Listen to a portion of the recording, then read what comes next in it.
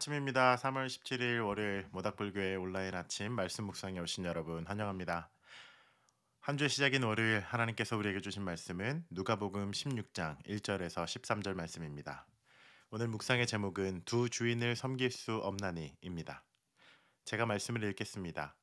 또한 제자들에게 이르시되 어떤 부자에게 청지기가 있는데 그가 주인의 소유를 낭비한다는 말이 그 주인에게 들린지라.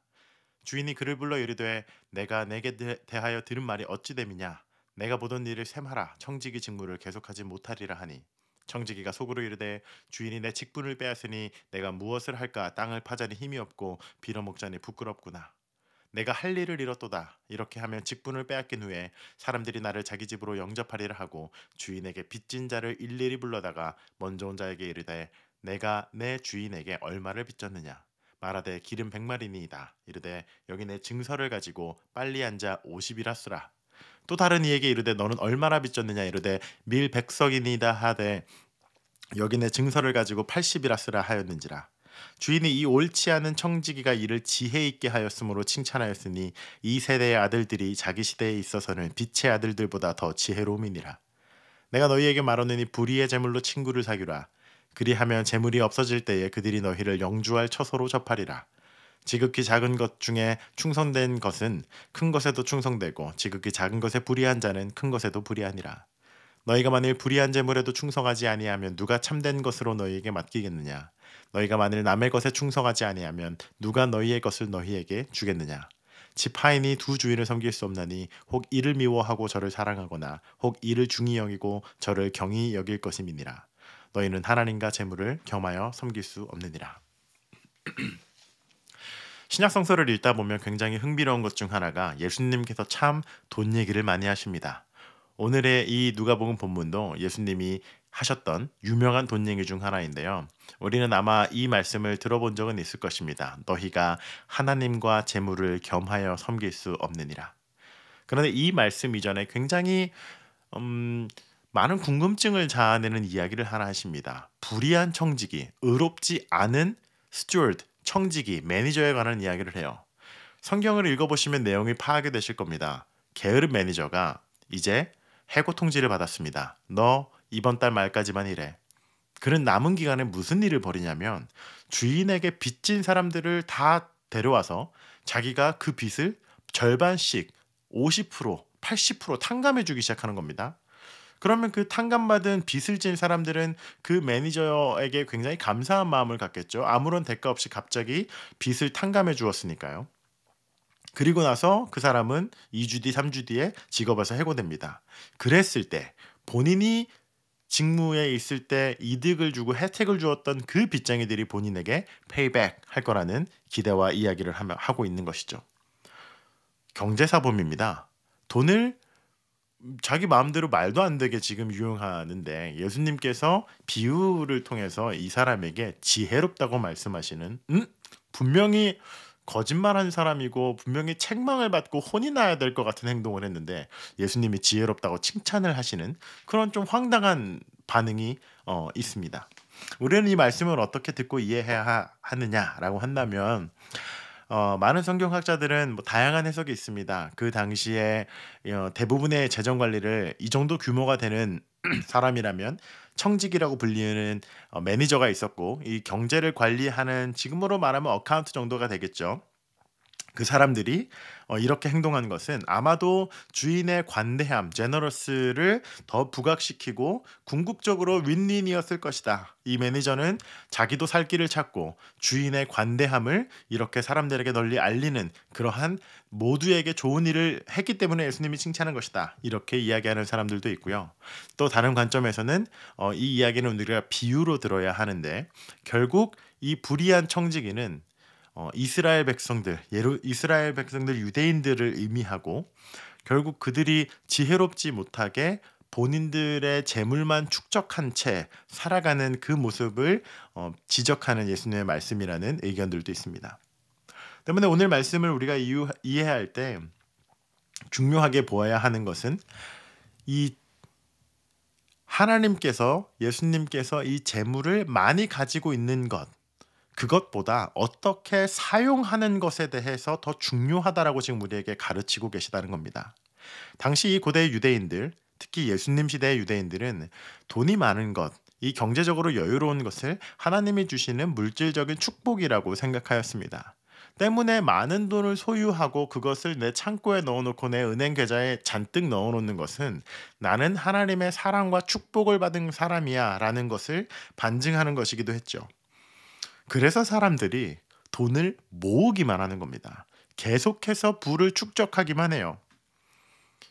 오늘날의 자본주의 세상에서도 그렇게 돈을 축적하는 사람이 그렇게 바보 같거나 어리석어 보이진 않지만 굉장히 합리적이고 지혜롭고 많은 부를 가진 여유롭고 능력 있는 사람이라고 우리도 여기지만 그 당시 유대인들도 크게 다른 생각을 가지고 있지 않았습니다. 그런데 예수님께서 그렇게 돈을 쌓아놓고 있는 사람들을 보고 게으르다 그러고 어리석다고 말씀하십니다. 그 가장 큰 이유가 하나님의 나라와 관련이 있습니다. 여러분, 우리의 인플레이션을 생각해 보십시오. 만일 불과 2개월, 3개월 안에 말도 되지 않는 인플레이션이 일어나서 지금 우리가 가지고 있는 화폐 가치가 전혀 의미 없는 종이 쪼가리가 된다면, 만약에 그런 일이 일어난다면 여러분은 이 돈을 언제 어떻게 사용하시겠습니까? 아마 대부분의 사람들은 이 가치를 유지할 수 있는 다른 재화로 이 물건을 돌린다든지 지금 소비를 한다든지 이 얼마 남지 않은 기간 동안 빠르게 그나마 이 돈이 가치가 있을 때 사용하려고 하지 않겠습니까? 하나님의 나라가 비슷한 개념으로 우리가 하나님의 나라를 보아야 한다라는 가르침을 예수님이 하고 계십니다. 너희들이 이 땅에 너네 지금 뱅크 어카운트에 많은 돈을 쌓아놓는 게 축복이라고 여기지 그렇지 않아. 하나님 나라가 도래하고 하나님의 나라가 다스림이 이 땅 가운데 임하는 그 일들이 우리에게 일어나게 됐을 때 너희의 그 뱅크 어카운트에 있는 숫자는 의미가 달라질 거야 라고 예수님이 우리에게 가르쳐 주시는 겁니다. 얼마나 모은지가 축복이 아니라 어떻게 사용하고 어떻게 지혜롭게 그 나라를 준비하는데 너의 물질을 쓰느냐, 그것이 진짜 지혜다라고 우리에게 올바르고 정확한 소비에 대해서 예수님이 지금 가르쳐 주고 계신 겁니다. 때문에 오늘의 묵상 말씀을 돌이켜보고 우리의 삶에 오늘날 현재에 적용해 본다면 우리는 많은 부를 축적하고 하나님으로부터 여유로운 삶을 부여받고 뭐 이런저런 좋은 상황들을 마주하는 것들이 굉장히 이건 하나님의 축복이야. 하나님 나를 경제적으로 여유롭게 하셨어. 나에게 빚이 없게 하셨어. 그런 1차원적인 생각으로 하나님의 축복을 뱅크 어카운트의 깊이와 동일시하지 말라는 엄중한 경고입니다. 돈과 하나님 둘 중 하나만 선택해 라는 예수님의 말씀과 같은 맥락인 거죠. 예수님께서는 분명히 말씀하십니다. 하나님 나라가 다가올 때 지금 너의 통장에 있는 그 돈은 가치가 바뀌는데 너희는 진짜 의미 있는 실물 경제, 하나님 나라에 그 돈을 사용해야 돼 라고 우리에게 말씀하고 계시는 겁니다. 그것이 단순히 뭐 교회를 위해 헌금해 라고 말하는 것은 지나친 이야기라고 저는 생각하고요. 여러분께서 받으신 그 물질을 가지고 우리의 주인 되시는 하나님께 정직하게 물으면서 소비하라는 것입니다. 단순히 헌금을 많이 해라고 이것을 단순화시킬 수는 없어요. 이것은 여러분이 일상에서 소비하는 모든 것에 대한 이야기입니다. 하나님은 여러분의 10%만 소유권을 가지고 있는 분이 아니라 우리의 모든 것을 가지고 계신 분이시고 우리의 모든 소유가 하나님께로 왔다라는 것이 사실 청지기의 고백이거든요. 그 관점에서 보았을 때 여러분 지갑의 개혁이 일어나는 것, 여러분 소비의 개혁이 일어나는 것, 그 소비하는 여러분의 심리가 하나님 나라와 닿아 있는가? 그 말씀을 예수님이 오늘 우리에게 하고 계신 겁니다. 얼마를 어디에 사용하든지 간에 그 금액보다 중요한 건 어떤 심리와 의도로 우리가 소비하는가입니다. 다시 한번 말씀드리지만 예수님은 성경 이야기 중에 돈 얘기를 매우 많이 하셨습니다.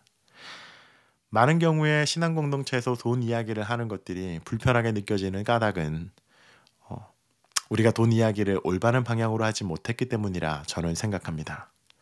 예수님께서 말씀하신 소비, 예수님께서 말씀하신 저축, 부, 그 관점이 우리의 삶에 온전히 적용된다면 우리가 정말 모든 것이 하나님께로 왔다는 청직이라는 믿음과 의식을 가지고 있다면 그 길은 여러분을 파괴하거나 교회를 파괴하는 방법이 아니라 하나님 나라를 이 땅에 가져오는 방법일 것입니다.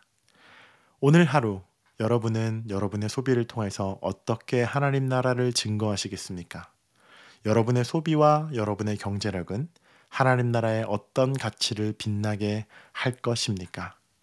그것을 고민해 보셨으면 좋겠습니다. 단 오늘 하루뿐 아니라 꽤 오랜 시간 애씀과 기도가 필요한 일일 것입니다.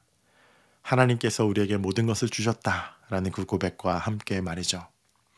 오늘 하루도 정직한 청지기, 그리고 하나님 앞에 무엇이 중요한지 그 가치를 아는 청지기 되시길 축복합니다. 함께 기도하겠습니다. 하나님, 우리가 지혜로운 청지기 되길 원합니다.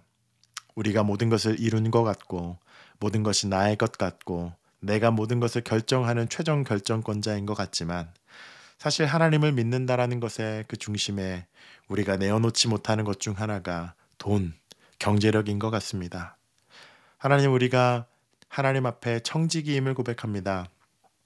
나에게 허락된 모든 것이 주님께서부터 온 것들이라 믿고 알게 하여 주시고 그것을 나의 것이라 욕심내고 오만하고 그것을 가지고 나를 위해서 배를 불리는 일을 멈추게 하여 주시고 주께서 내게 맡기신 것이니 다만 주가 원하시는 대로 소비할 수 있는 그러한 청지기 되게 하여 주시옵소서. 오늘 하루 살아가며 그 물질로 하나님 나라를 빛낼 수 있는 기회를 주님 저희에게 보여주셔서 작은 금액이라도 우리가 의미 있게 소비하고 의식하여 소비하여 하나님 나라가 이 땅에 이루어지는 그 일에 적은 보탬이 되는 그러한 인생 살게 하여 주시옵소서. 감사드리며 예수님 이름으로 기도합니다. 아멘.